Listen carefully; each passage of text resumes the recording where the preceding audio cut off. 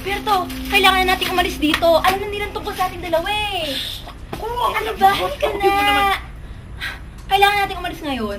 Alam na nila, ikaw nga mismo nagsabing pinuntahan ka na Alicia dito, di ba? Natakot ka sa babae niya.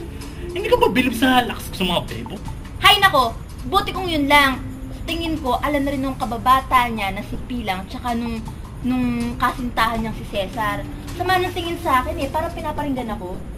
Sabihin, marami na nakakaalam tungkol sa atin dalawa. Yun na nga, si Pedro na lang yata hindi nakakaalam eh. Kasi umaalis na tayo ngayon. Pero gabi na eh.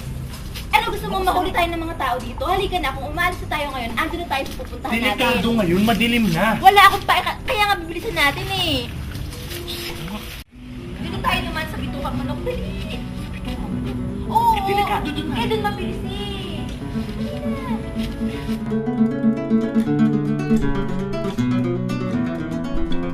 Kaya yung mga bagal-bagal dito eh.